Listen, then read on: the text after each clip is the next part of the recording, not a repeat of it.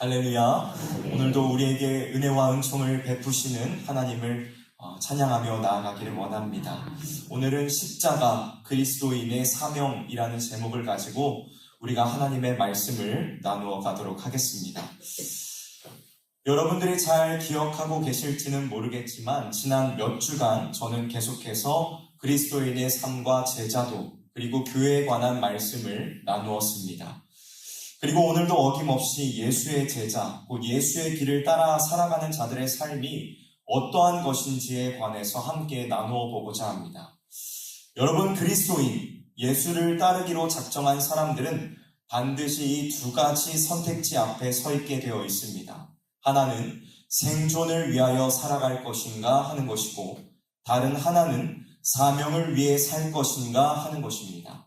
여기에서 말하고 있는 생존이란 먹고 사는 일, 곧 건강하고 평온하게 삶을 영위해 나아가는 것을 의미하는 것이고, 사명이란 주께서 맡기신 일들을 감당하기 위하여 희생과 헌신을 아끼지 않는 삶을 의미합니다. 그렇다면 여러분은 무엇을 선택하시겠습니까? 생존을 선택하시겠습니까? 아니면 사명을 선택하시겠습니까? 사실 우리의 머릿속으로는 이미 사명을 선택해야 한다는 것을 알고 있습니다. 정답을 알고 있죠. 그러나 실제 우리의 생활에서는 생존을 택하며 살아갈 때가 많습니다. 하나님의 나라와 그의 의를 위한 일보다는 내가 지금 더 좋은 것을 누리고 안락하고 평안한 삶을 살아가는 것에 관심을 더욱 둔다는 것입니다. 하나님을 사랑하고 그분의 영광을 위해 살아간다고 고백은 하지만 실제 삶을 들여다보면 그 우선순위는 나와 가정의 행복에 초점이 맞춰져 있고 하나님은 저 멀리 후순위로 밀려나가 있는 것이 우리의 현실입니다. 물론 저는 지금 생존이 나쁜 것이라고 말씀을 드리고 있는 것이 아닙니다. 사명보다 생존을 우선시하는 것이 그리스도인으로서 합당하지 않음을 말씀드리고 있는 것입니다. 여러분, 우리 주님의 삶을 한번 생각해 보십시오. 우리 주님께서도 생존을 선택하지 않으셨습니다. 주님은 사명, 곧 십자가의 길을 선택하셨습니다. 그러므로 오늘 우리에게도 분명한 결단이 있어야만 합니다. 그리스도인으로서 무엇을 선택할 것인가를 깊이 고민하며 예수님께서 말씀하신 십자가와 그 십자가를 지고 가는 삶이란 무엇인지 그 진정한 의미를 깨닫는 귀한 시간이 될 수 있기를 주님의 이름으로 간절히 소망합니다. 먼저 첫 번째로 십자가는 각 사람에게 주어지는 것입니다. 십자가는 누구에게 주어지는 것이라고요? 각 사람에게 주어지는 것입니다. 오늘 본문 말씀 24절에 예수님께서는 이렇게 말씀하고 계십니다. 자기 십자가를 지고. 여러분, 사람들에게는 저마다의 십자가가 주어져 있습니다. 우리 모두의 인생이 같지 않고 각자가 다른 모습을 가지고 살아가고 있는 것처럼 우리가 짊어지고 가고 있는 이 십자가의 삶도 사람들마다 모두 다릅니다. 요한복음 21장을 보면 부활하신 예수님께서 자기를 모른다고 부인했던 제자 베드로를 찾아와 대화를 나누십니다. 예수님께서는 시리에 빠진 베드로를 향해 자기를 사랑하는지 3번을 물어보시고 나서 아주 뜻밖의 말씀을 하십니다. 내가 진실로 진실로 내게 이르노니 내가 젊어서는 스스로 띠띠고 원하는 곳으로 다녔거니와 늙어서는 내 팔을 벌리리니 남이 내게 띠띠우고 원하지 아니하는 곳으로 데려가리라. 성경은 이 말씀이 베드로가 어떠한 죽음으로 하나님께 영광을 돌리게 되는지를 알려주는 말씀이다 라고 기록을 하고 있습니다. 그런데 이 말씀을 듣고 있던 베드로에게 불현듯 한 가지의 궁금점이 생겼습니다. 그것은 자기와 함께 있던 또 다른 제자, 이 요한이 나중에 어떻게 될 것인가 하는 것이었습니다. 그래서 베드로는 뒤를 돌이켜보며 주님께 이렇게 물어봤습니다. 주님, 저는 그렇다 치고 그럼 이 요한은 나중에 어떻게 됩니까?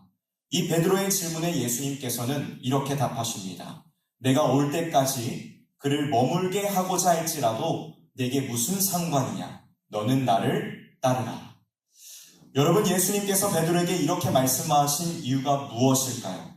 그것은 베드로에게는 베드로만의 십자가가 있고 요한에게는 요한만의 십자가가 있으니 서로 비교하지 말고 다만 하나님께서 각 사람에게 허락하신 그 십자가를 지고 따르라 라고 말씀하고 계신 것입니다. 여러분, 우리가 주께서 맡기신 일, 곧 사명을 감당하려고 하다 보면 자주 빠지게 되는 함정이 있습니다. 그것은 바로 비교의식이라는 것입니다. 다른 사람과 나를 비교하며 나만 왜 이러한 일들을 감당해야만 하는 것인가? 저 사람은 교회와 하나님의 나라를 위하여 그다지 수고하고 애쓰고 있지 않은데도 모든 일이 다 형통하고 잘 되는 것 같은데 나는 새벽 기도도 빠지지 않고 남들보다 굳은 일, 힘든 일도 많이 하는 것 같은데 내 삶은 왜 조금 더 나아지지 않는 거지? 라고 생각한다는 것입니다. 이러한 질문에 대하여 우리 주님께서는 이렇게 말씀하십니다. 저 사람이 그런들 너와 무슨 상관이 있느냐? 너는 너의 십자가를 지고 나를 따르라. 사랑하는 성도 여러분, 하나님께서는 우리 각 사람에게 십자가를 주셨습니다. 이 십자가는 우리를 훈련하고 연단하며 굳건한 믿음의 사람으로 세워가시기 위하여 주신 것입니다. 그러므로 다른 사람과 나를 애써 비교하려 하지 마십시오. 내게 주신 십자가를 불평 원망하며 지고 가려 하지 마십시오. 우리 주님께서 묵묵히 십자가를 지고 가신 것처럼 그 앞에 있는 영광을 바라보시며 기쁨으로 십자가의 길을 걸어가신 것처럼 우리도 우리 각 사람에게 주어진 십자가를 지고 기쁨으로 기꺼이 나아갈 수 있기를 주님의 이름으로 간절히 소망합니다. 다음 두 번째로, 십자가는 자기를 부인하는 삶에서 진정한 아름다움이 드러납니다. 주님께서는 오늘 본문 말씀에서 이어서 이렇게 말씀하고 계시죠. 자기를 부인하고. 여러분, 여기에서 자기를 부인한다라는 이 말의 의미는 무엇일까요? 우리가 이 의미에 대해서 온전하게 이해하기 위해서는 말씀의 배경에 주목할 필요가 있습니다. 사실 이 말씀의 전체의 내용을 이해하기 위해서는 13절부터 살펴보아야만 합니다. 예수님께서 빌립보 가이사랴 지방에 도착하셨을 때에 제자들에게 이러한 질문을 던지셨습니다. 얘들아, 사람들이 나를 누구라고 하니?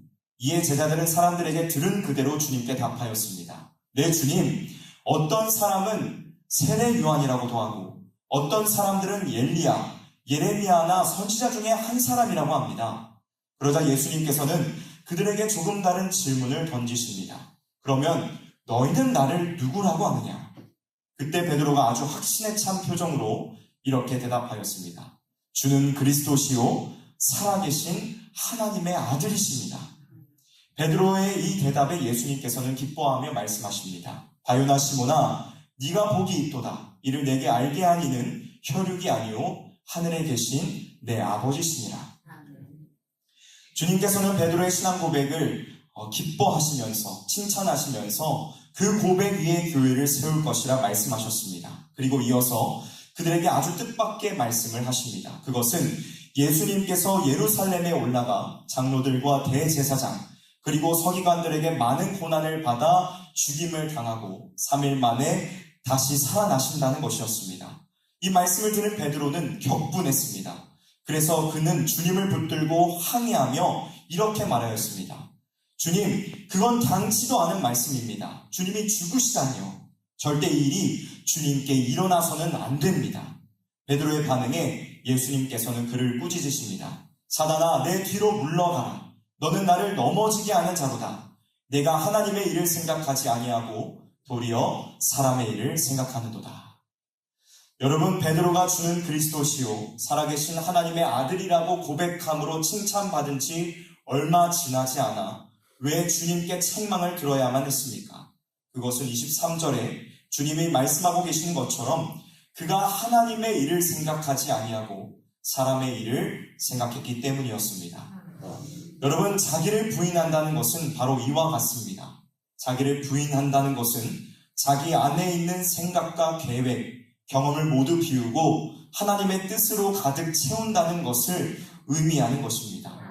종교개혁자 존 칼빈은 자기 부인에 대하여 이렇게 설명하였습니다. 자기 부인이란 자기 자신에 대한 관심을 버리고 그리스도의 뜻에 열심을 내는 것, 우리의 이성과 의지가 지시하는 것을 거부하고 그리스도의 지시를 따르는 것이다. 그리고 이것이야말로 그리스도인의 삶의 전체 요약이 된다.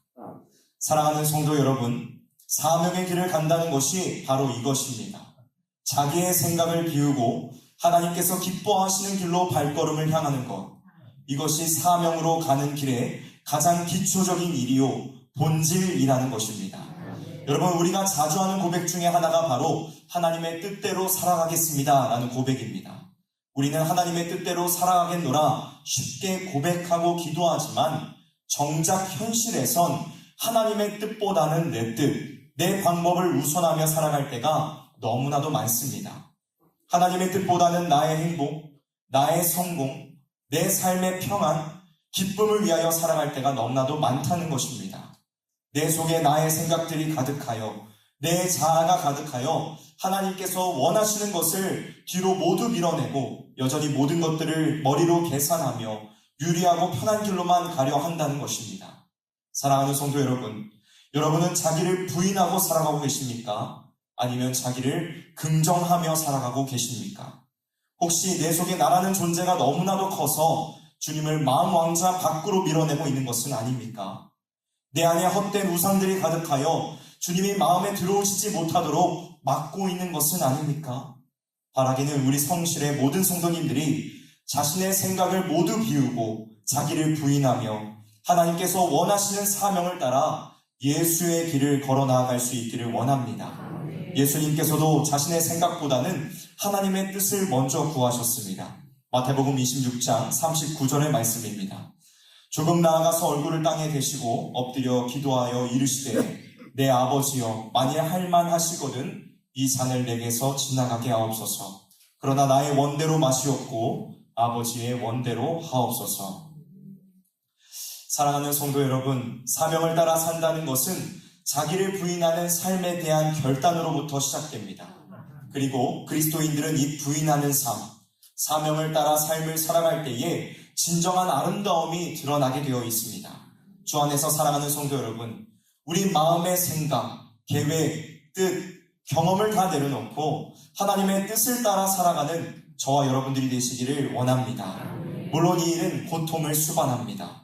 내 생각을 내려놓고 하나님의 뜻을 따라 산다는 것은 날마다 자기를 하나님의 말씀 안에서 죽이고 복종시키지 않으면 할 수 없는 일입니다.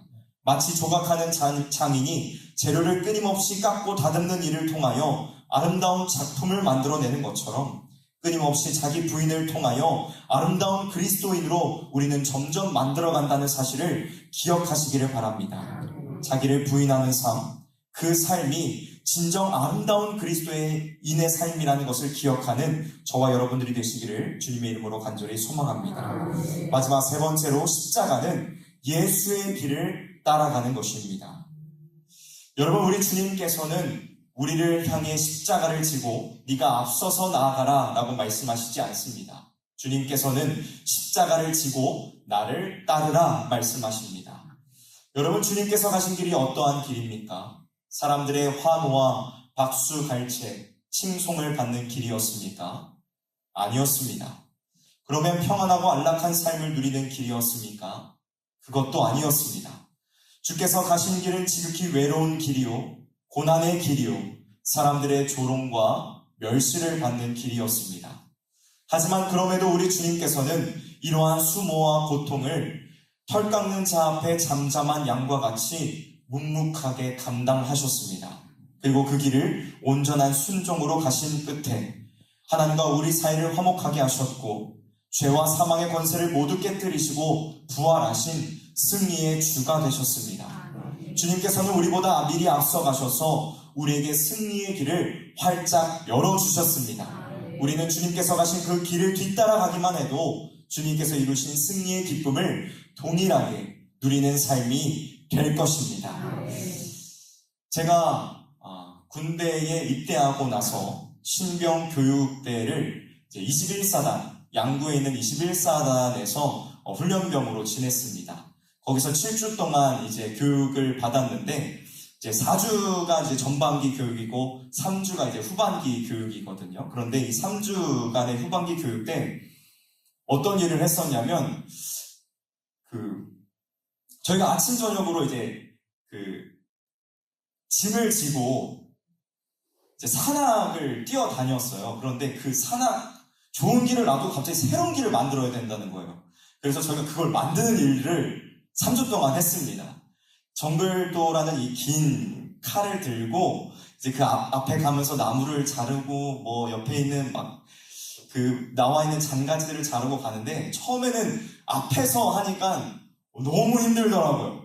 그거를 자르고 다 자르고 가야 되니까 힘든데 이제 나중에 몇 주 지나고 나서는 뒤에서 가니까 이제 다른 사람들이 배고 간 길을 가니까 너무나도 쉽고 편하더라고요. 그런 것처럼 여러분, 우리는 예수님께서 가셨던 그 길만 뒤쫓아가면 동일한 승리의 영광을 맛보게 될 것입니다. 바라기는 우리 모두가 다른 곳에 견눈질하지 않고 주께서 가신 그 사명의 길을 따라가며 승리하는 우리 모두가 될 수 있기를 주님의 이름으로 간절히 소망합니다. 말씀을 마무리하도록 하겠습니다. 사랑하는 성도 여러분, 생존이 아닌 사명을 따라 살아가십시오. 자기 십자가를 지고 날마다 자기를 부인하며 주님을 따라 살아가십시오. 누군가 보기에는 그 길이 미련하고 멸망의 길처럼 보일지도 모르겠지만 그 길이 진정 생명의 길이라는 사실을 기억하실 수 있기를 바랍니다. 여러분, 하나님의 분명하고도 확실한 말씀을 들으십시오. 누구든지 제 목숨을 구원하고자 하면 잃을 것이요 누구든지 나를 위하여 제 목숨을 잃으면 찾으리라.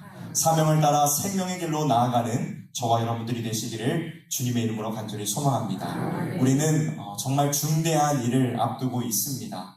이 공동의회를 통하여서 하나님의 영광이 드러나며 또한 이 이후에도 우리가 사명의 길을 쫓아 주님의 아름다운 비전을 이루어 나아가는 우리 성실교회가 되기를 주님의 이름으로 간절히 소망합니다. 기도하도록 하겠습니다.